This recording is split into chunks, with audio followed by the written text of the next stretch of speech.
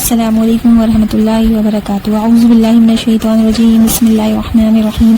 ربی اشرح لی صدری ویسر لی امری واحلل عقدۃ من لسانی یفقہوا قولی۔ آیت نمبر 28۔ دنیا میں شیطان اور انسان مل کر جو برے برے کام کرتے ہیں ان کا انجام بھی اکٹھا ہی ہوگا۔ اس آیت میں ظالم کے لیے بڑی تنبیہ ہے۔ عام انسان کو کبھی کسی ظالم کا ساتھ نہیں دینا چاہیے، کیونکہ وہ اس پر شر پر ابھارتا ہے، خیر سے دور کرتا ہے، اور یہ بھی ایک سزا کی قسم ہے۔ گناہ ظلم کو مزید گنہگار بنا دیتا ہے اور اسے نقصان پہنچتا ہے۔ آیت نمبر 130۔ پیغمبر تو آ کر اپنا کام کر گئے، ہر ایک کو اپنے عمل کے بنیاد پر جنت میں درجہ ملے گا۔ جو جن جنت میں جائیں گے ان کے بھی درجے ہوں گے، جو انسان جنت میں جائیں گے ان کے بھی درجے ہوں گے۔ ایک روایت میں آتا ہے جنت کے 100 درجے ہیں، ایک درجہ اور دوسرے درجے کے درمیان اتنا ہی فاصلہ ہے جتنا زمین اور آسمان کے۔ سوچیں وہ آخری درجہ کہاں ہوگا؟ بعض روایت کے مطابق جتنی قرآن کی آیتیں ہیں اتنے ہی درجے ہیں۔ ایک آیت سیکھنے پر جنتی کا درجہ اوپر ہوتا چلا جائے گا۔ یاد رکھیں اس سے مراد صرف حفظ کرنا نہیں ہے، کیونکہ اس آیت میں مما عملوا کا لفظ آتا ہے، یعنی اس میں وہ جس پر عمل کیا، جو قرآن انہوں نے سینوں میں محفوظ کیا اور ان کے عمل کا حصہ بنتا گیا اور اس کے مطابق کام کرتے گئے اور اس عمل کی وجہ سے درجے بلند ہوتے گئے۔ وما ربک بغافل عما یعملون، یعنی اللہ سبحانہ وتعالی خود بھی سب کے اعمال سے بخوبی واقف ہے۔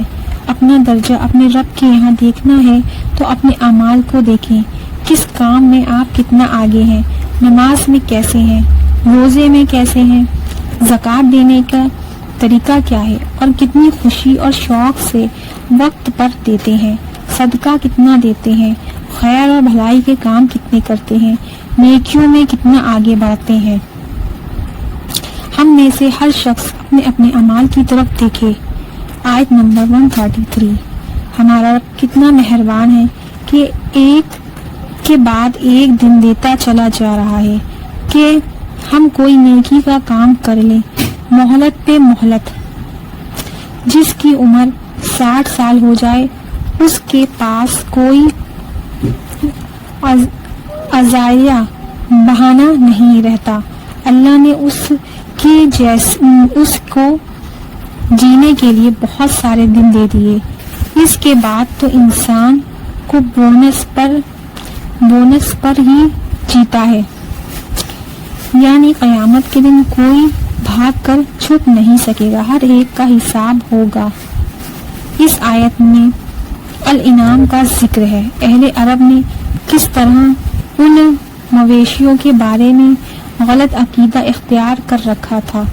انہوں نے کھیتی اور مویشیوں کو غیر اللہ کے نام پر وقف کر دیا تھا، کچھ حصہ فی سبیل اللہ اور کچھ بتوں کے نذرانے کر دیتے تھے۔ اب جو حصہ ان کے شریکوں کا ہوتا وہ اللہ کے حصے میں شامل نہ ہو سکتا تھا، کیونکہ وہ ان کے اپنے درمیان تقسیم ہو جاتا تھا، اور اللہ کے نام پر جو تھا وہ غریبوں میں تقسیم ہوتا۔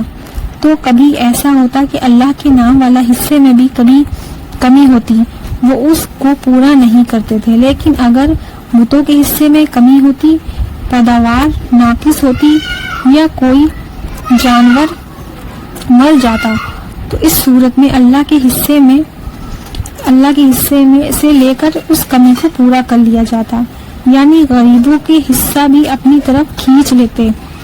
اس طرح بہت سے مشرکوں کے لیے اپنی اولاد کے قتل کو خوشنما بنا دیا، اپنے بچوں کو ہلاک کر دیں اور ان پر ان کے دین کو مشتبہ بنا دیں اور اگر اللہ چاہتا تو وہ ایسا نہ کرتے، لہٰذا انہیں جانے دیجیے اور اس اختراع کو بھی جس میں وہ لگے ہوئے ہیں، یعنی جھوٹی باتیں گڑھ کر اللہ کے نام پر لوگوں سے بیان کرتے ہیں یا پھر غلط عقائد کو اختیار کر کے اپنے آپ کو درست سمجھتے ہیں۔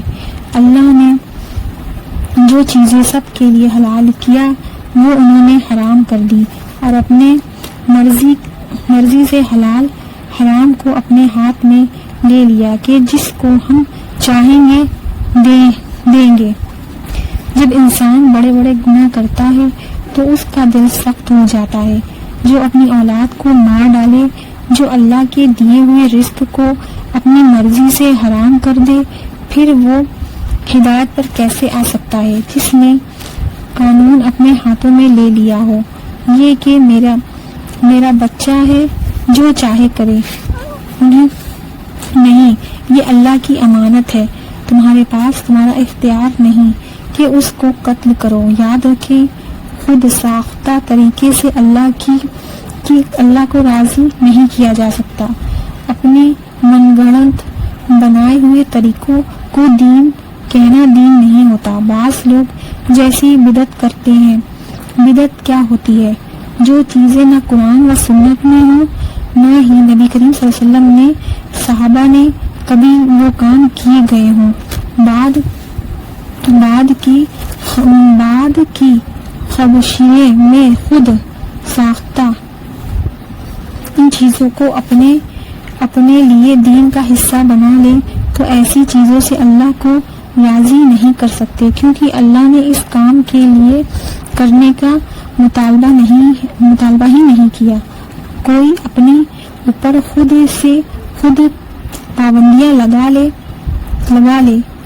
اور اس کو دین بنائے تو یہ دین نہیں، کیونکہ اس سے اللہ کی رضا نہیں، ناراضگی آتی ہے۔ یاد رکھیں، کسی بھی چیز کو جب آپ دین ثواب عبادت سمجھ کر کریں تو پہلے یہ دیکھ لیں کہ کیا اس کو اللہ سبحانہ تعالیٰ نے یا اس رسول صلی اللہ علیہ وسلم نے اس کو عبادت کہا بھی ہے یا نہیں کہا۔